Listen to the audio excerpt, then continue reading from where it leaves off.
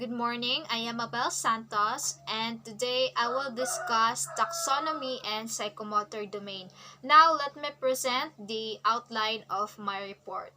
First is we will define what is psychomotor domain and its different authors because taxonomy and psychomotor domain has three different proponents or three versions. However, we will be only focusing on two authors, which are Dave's taxonomy and Harrow's taxonomy. Now, to start, let us first define what is psychomotor domain.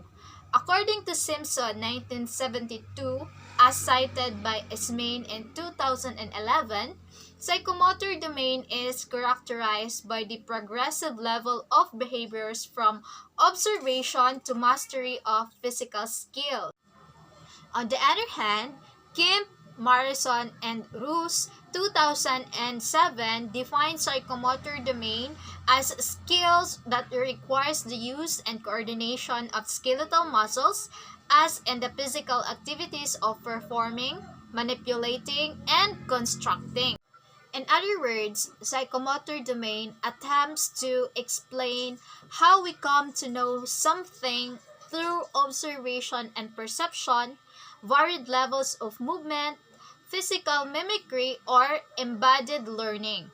Choices in this area are a bit more varied and complex because this domain has been defined by three different authors. However, as I've said earlier, we will be only focusing on two authors. First is psychomotor domain and Dave's taxonomy. Dave's psychomotor domain 1970 is the simplest and generally the easiest to apply in the corporate development environment. It is probably the most commonly referenced and used psychomotor domain interpretation. Now, here I want you to look at the pyramid or the levels of psychomotor domain of learning in Dave's taxonomy. As you can see, Dave's 5 levels of motor skills represent different stages or degrees of competence in performing a skill. It captures the level of competence and the stages of learning from initial exposure to final mastery. Now, try to look closely at the levels of psychomotor domain and Dave's taxonomy. As you can see, imitation is the simplest level while denaturalization is the most complex level. Now, let's discuss the first level of Dave's taxonomy, which is the imitation. Imitation, it is about observing and patterning behavior after someone else. And performance may be low in quality, which means that the learner in this stage or level first observes a skill and attempts to repeat it or attempts to replicate it while attending to an exemplar. That is why performance is low of quality in this stage. Keywords or verbs in imitation are we have copy, follow, mimic, repeat, replicate, reproduce, and trace. Now, from these keywords or verbs, we will be able to come up with these examples learning objectives. The learner will be able to copy a work of art, perform a skill while observing. Next level is we have the manipulation. Manipulation is being able to perform certain actions by memory or following instruction. In this stage, the difference between imitation that is more on observation, manipulation is tests or it tests the learner's ability to recapitulate the knowledge he or she understands and perform a skill by following the step-by-step process. Here are the keywords or verbs in manipulation level. We have the act, build, execute, perform, produce, and play. From these keywords or verbs, we'll be able to come up with these examples learning objectives.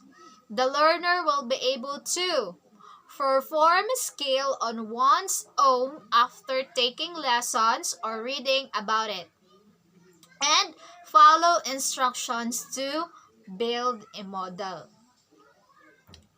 The next stage or level is we have the precision.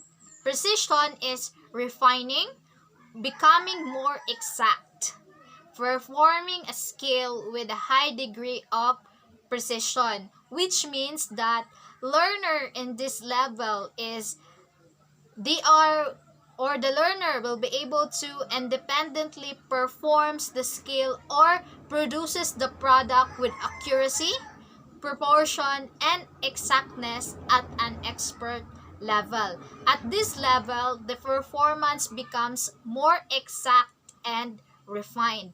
And the keywords or verbs in this level are calibrate perfectly, demonstrate skillfully, perform masterfully, and excel expertly. So from those keywords or verbs, we can come up with these examples learning objectives. The learner will be able to perform a skill or task without assistance, demonstrate a task to a beginner, work or rework something so it will be just right. Now, the next level is we have the articulation. When we say articulation, it is coordinating and adapting a series of actions to achieve harmony and internal consistency. And articulation at this level, it means that the learner modifies the skill or the product to fit new situations, combines more one skill in a sequence with harmony and consistency. Because as articulation defines, it is more on it is adapting a series of actions to achieve a harmony or internal consistency. That is why it is about the combination of more than one skill in a sequence with harmony and consistency. And the keywords or verbs in these levels are, first is we have the adapt, construct, combine, create, customize, formulate. And from those keywords or verb, we will be able to come up with these examples learning objectives. The learner will be able to combine a series of skills to produce a video that involves music, drama, color, sound, and etc. Now, the final level of Dave's taxonomy is naturalization. It is about mastering a high-level performance until it becomes second nature or natural without needing to think much about it. It means that learner in this level accomplishes one or more skills with ease and makes the skills or performance like a second nature or seem natural. Keywords or verbs in naturalization is we have create, design, develop, invent, manage, manage naturally, or manage perfectly. So from these keywords or verbs, we will be able to come up with these examples learning objectives. The learners will be able to maneuver a car into a tight parallel parking spot, operate a computer quickly and accurately, display competence while playing piano. And the exact example of this, or the exact example of naturalization level, is, for example, Michael Jordan playing basketball. As we all know, Michael Jordan is a well-known basketball player or an expert in this field or sport in which he performs skills in basketball with ease. Now moving on, we will discuss psychomotor domain and Harrow's taxonomy. Anita Harrow's taxonomy 1972 for the psychomotor domain is organized according to the degree of coordination, including involuntary responses as well as learned capabilities. According to Seals in Glasgow 1990, Anita Harrow's levels of taxonomy begins at the lowest level, which is the simple reflex, and make up to the highest level, which is the complex neuromuscular coordination. Anita Harrow's level of taxonomy or psychomotor domain has 6 levels. We have the reflex movement as the lowest level and non-discursive communication as the highest level. First level is we have the reflex movement, reactions that are not learned, such as an involuntary reactions. When we say reflex, it means involuntary movements. These are movements which are automatic reaction elicited without learning in response to some stimuli. These reactions are not learned. The keywords or verbs are to reflex, to stretch, to extend, to exhibit, to relax. And from these keywords or verbs, we'll be able to come up with these examples learning objectives. The learners will be able to perform a simple task, respond physically instinctively. Then, the next level is we have the fundamental movements. These are basic movements such as walking or grasping. Basic fundamental movements, these are inherent movement patterns that are formed by combining reflex movements, and from these basic movements, it can build a more complex set of movements. And keywords or verbs in this or in fundamental movements are to crawl, to creep, to slide, to walk, to jump, to run, to grasp, to reach, to support, to handle. And from these keywords or verbs, we will be able to come up with these example learning objectives. The learner will be able to changes location, moves in space while remain in one place, moves extremities in a coordinated fashion. Then next level is we have the perceptual abilities. Now when we say perceptual abilities, it refers to the interpretation of various stimuli that enable one to make adjustments to the environment through visual, auditory, kinesthetic, or tactile discrimination.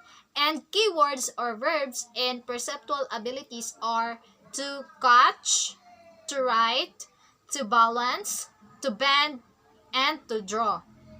From these keywords or verbs, we'll be able to come up with these example learning objectives. The learners will be able to classify objects by color, differentiate sounds, walk in a roof without falling. That is to balance, to walk in a roof without falling. Now, the next level is we have the physical abilities. The stamina must be developed for further development such as strength and agility. In this level, in physical abilities, it requires learners to have an endurance, strength, and agility in performing different activities in a long period of time. And keywords or verbs in this level are to endure, to improve, to move, to touch, to stop, to start, and to bend. And from these keywords or verbs, we'll be able to come up with these example learning objectives. The learners will be able to moves quickly, stops immediately, endures fatigue, and perform sit-ups. Then the next level is we have the scaled movements. In this level, it is about the advanced learned movements as one would find in sports or acting. This level, a learner will be able to achieve a high level of efficiency to perform a complex task. Some keywords or verbs are to waltz. The examples learning objectives are the learner will be able to changes or modifies basic body movement patterns, uses a tool to implement in adaptive or scaled manner, and improves catching and battling skills. Now, for the last level of Harrow's taxonomy is non-discursive communication. When we say non-discursive communication, it is about the use of effective body language such as gestures and facial expressions. Like for example, in non-discursive communication, body postures, gestures, and facial expressions used efficiently to execute skilled dance movement and choreographies. And keywords or verbs in non-discursive communications are arrange, compose, interpret, to gesture, to stand, and to express facially. And from these keywords or verbs, we'll be able to come up with this example learning objectives. The learners will be able to express oneself by using body movements and gestures.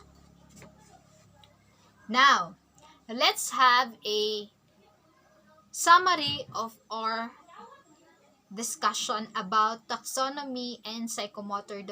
When we say psychomotor domain, it is characterized by a progressive level of behaviors from observation to mastery of physical skills. Now, we discussed the two different authors of psychomotor domain, and this is Dave's taxonomy, which has 5 levels of psychomotor domain of learning. The first and the lowest stage. The first and the simplest level is the imitation. Manipulation is the next. Precision, articulation, and naturalization as the highest or the most complex level in Dave's taxonomy. The next is we have Harrow's taxonomy, which has 6 levels of psychomotor domain of learning. The first level is the reflex movement. Second is the fundamental movements, perceptual abilities, physical abilities, skilled movements, and non-discursive communication. Now, what is the difference between Dave's taxonomy and Harrow's taxonomy? Dave's taxonomy is the simplest and the generally easiest to apply in a corporate development activity or development environment.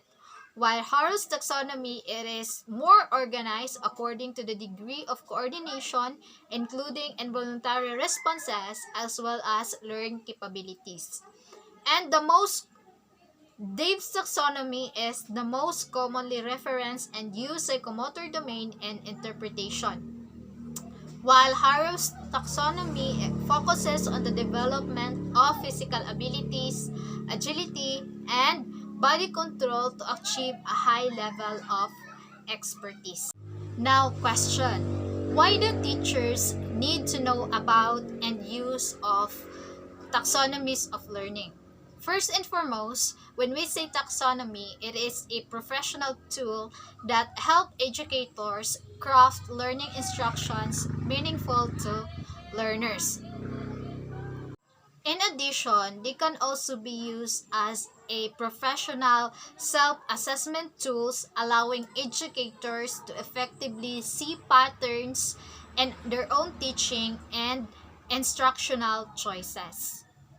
That's all for my report. Thank you for listening and have a good day.